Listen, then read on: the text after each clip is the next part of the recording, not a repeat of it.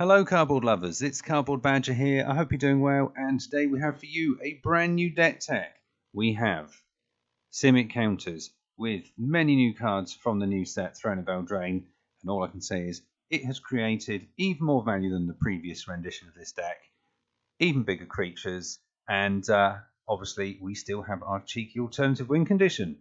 So all I can say is, if that sounds like your cup of tea, please stick with the video, and we will start with our creatures.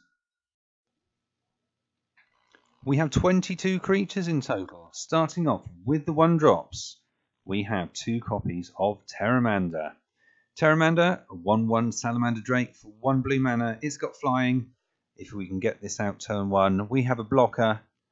We also have the opportunity to put counters on this, making it a larger blocker in the air.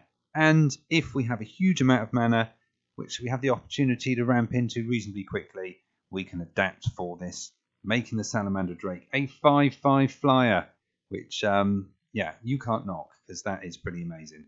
So, 2 copies of PTERAMANDER. Next, we have the 2-drop slot, starting off with a playset of Growth Chamber Guardian. Amazing card for 2 mana. We have a 2/2 Elf Crab Warrior, but the important thing here is, hopefully on our next turn, we can adapt it for 2 and a green, and that will enable us to put 2/+1 counters onto the Elf Crab, and also go search the library for an additional Growth Chamber Guardian.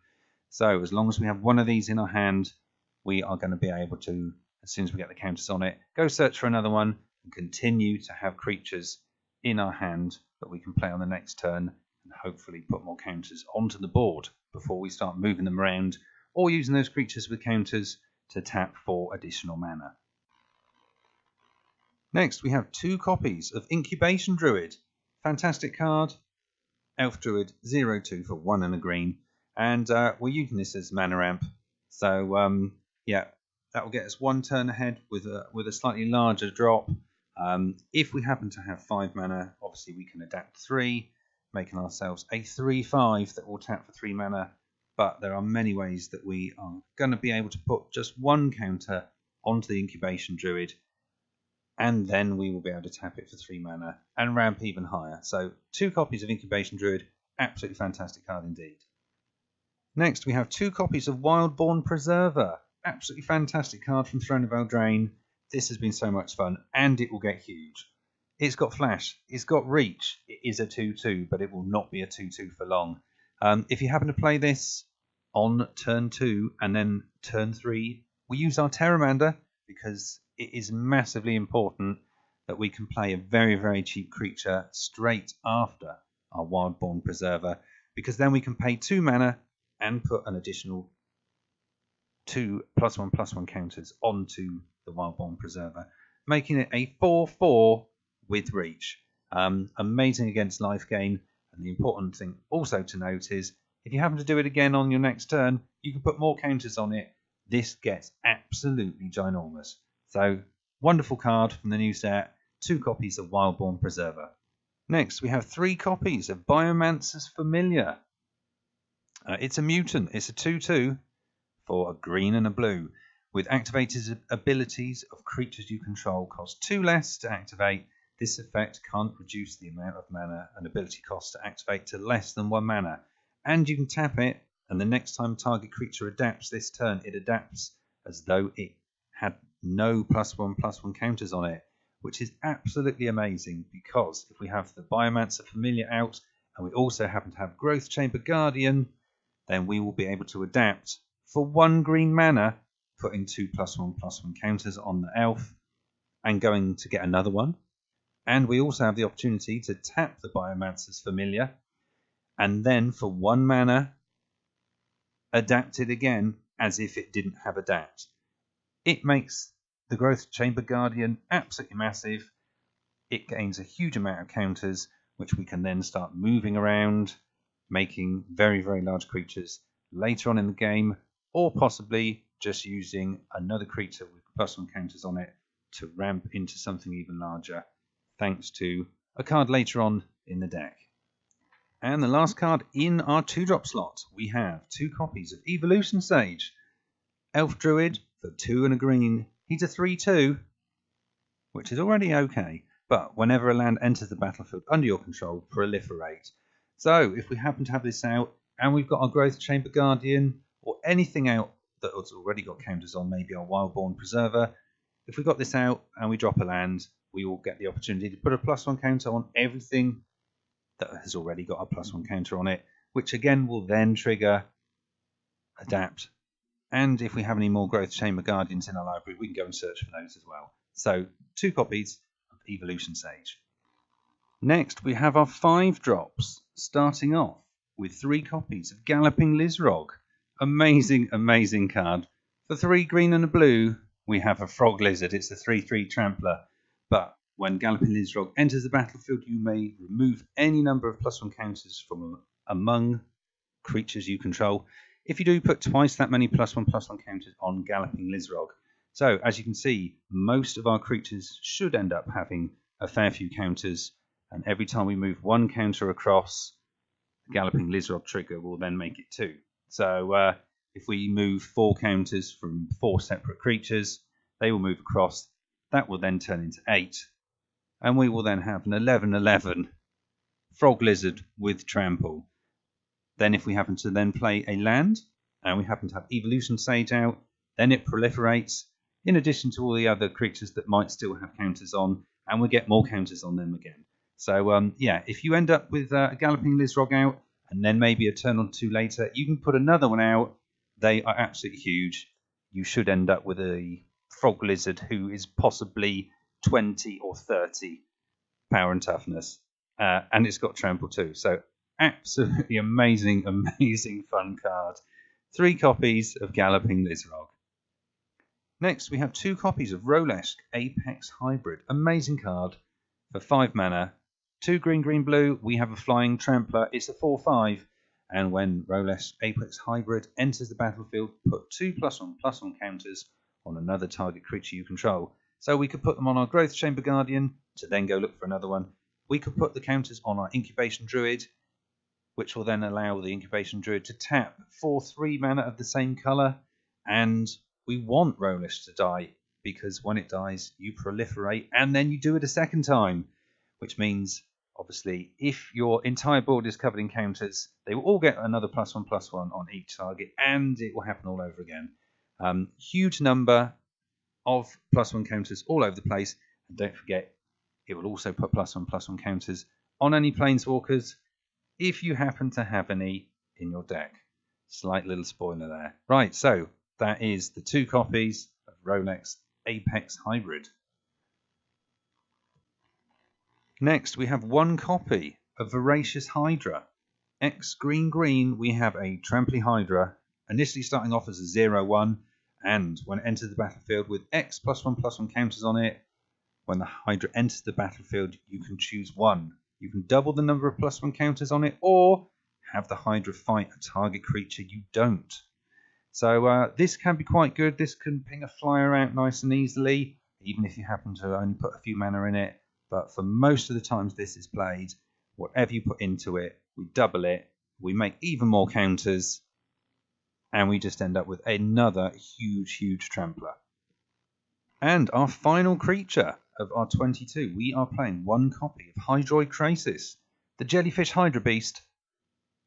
It's got flying, it's got trample, and when you cast the spell, you gain half X life and draw half X cards, rounded down each time. HYDROID KRASIS enters the battlefield with X +1/+1 counters on it. So if you pump in 6 mana into this, then you will have a 4/4 Flying Trampler. You will gain 2 life, and you will draw 2 cards. We, in theory, can make this a lot bigger, and if it stays around, it's pretty good because you've got a ginormous Flying Trampler. It can win the game, it can refill your hand, and it can obviously gain you some life. So, 1 HYDROID KRASIS, a definite inclusion in this deck. And there we have it. Those are our 22 creatures. Next, we are going to go through all the non-creature cards before we get to the final part where we do our land base. We are going to start off with 1 copy of Incubation Incongruity. For most of the time, we're going to be using the sorcery side of this incubation. Fantastic if you happen to need an additional creature, or possibly search for your growth chamber garden if you don't have it in your opening hand. Look at the top 5 cards of your library. You may reveal a creature card from among them and put it into your hand. Put the rest on the bottom of your library in a random order. Absolutely fantastic. If you don't happen to need it on turn 1, then Incongruity could save the day and exile something that's absolutely horrendous and turn it into a 3/3 frog. So yeah, one of those. Very good card, both early and late game. Next, we have the 2-drop slot, starting off with 3 copies of Essence Capture. It's an instant for 2 blue mana, counter target creature spell, and put a +1/+1 counter on up to 1 target creature you control. This is absolutely fantastic if they're going to drop a creature on their turn, and we happen to have one out already. If we counter it, then we get a chance to put a +1 counter on one of our creatures. If it's a Growth Chamber Guardian, then we can trigger going into our library and looking for an additional one. If we happen to have Incubation Druid out, and then we can put our +1 counter on that, the Druid will then be able to tap for 3 mana of any colour that we own. Absolutely amazing card. 3 copies of Essence Capture. Next, we have 2 copies of Negate, because we need our creatures to stay on the battlefield. So, 2 copies of Negate, followed by 2 copies of Growth Spiral. For a green and a blue, it's an instant. Draw a card, and you may put a land card from your hand onto the battlefield. So this is really good. We've got card draw, and we possibly are going to be able to get more land onto the battlefield to ramp up into something quicker than our opponent. And also, with that additional drop of land, we may have the opportunity, if our Evolution Sage is out, to proliferate twice in one turn, putting obviously lots of +1 counters on anything that already has them. So 2 copies of Growth Spiral. And our final 2-drop, we have our alternative win condition, which I have to say happens quite often. We have 2 copies of Simic Ascendancy. Amazing, amazing card. For a green and a blue, we have an enchantment. Whenever 1 or more +1/+1 counters are put on a creature you control, put that many growth counters on Simic Ascendancy. At the beginning of your upkeep, if Simic Ascendancy has 20 or more growth counters on it, you win the game.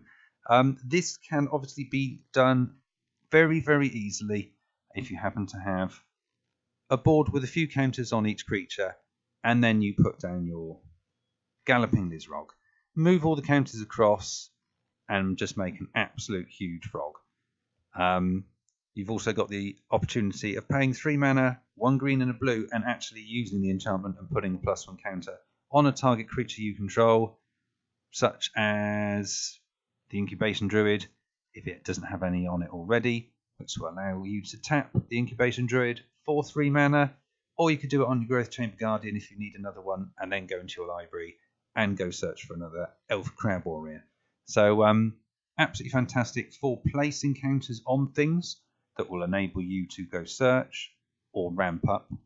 But in general, it is just going to be there to tick away to get you to that magic 20, and then on your upkeep, you win the game. So 2 copies of Simic Ascendancy. In the 3-drop slot, we are playing 1 Planeswalker. That Planeswalker is YANGGU, WILDCRAFTER. Amazing, amazing Planeswalker for this particular deck. Each creature you control with a +1/+1 counter on it has tap it and add 1 mana of any colour. It comes in with 3 loyalty, and its -1 ability is put a +1/+1 counter on target creature. So obviously on turn 3 we can put this out, and if we happen to have our Incubation Druid out, we just put a +1 counter on it, and yet again it's another way our Incubation Druid will then tap for 3 mana.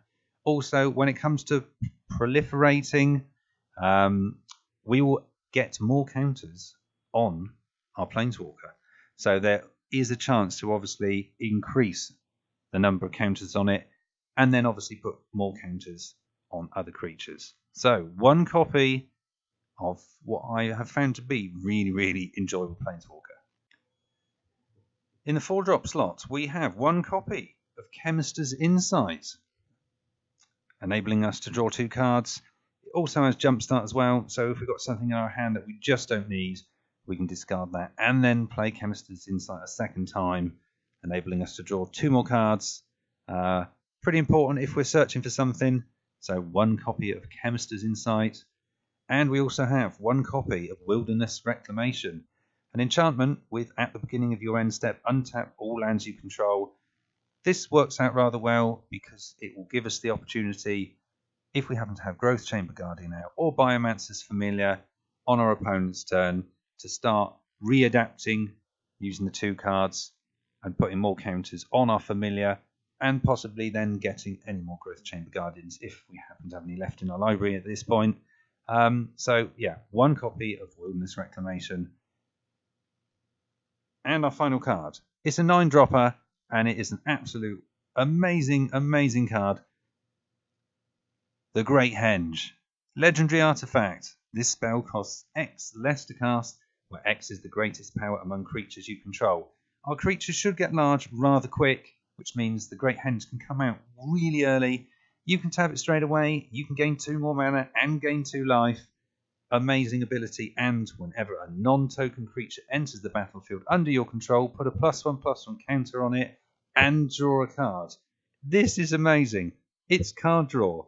It means that every single creature that comes out could tap for mana if we got our Planeswalker out. We can gain mana from this, and it gives us the ability to gain life. Amazing card. Absolutely stunning. I don't know what else to say. Great Henge. It's a beautiful looking card as well. As you can tell, I do like this card quite a lot. So we will continue with the lands. So, the lands are next, people. So for the lands, we have 24 in total. We have 10 islands. We also have 10 forests. And in addition to those, we have 1 copy of Breeding Pool.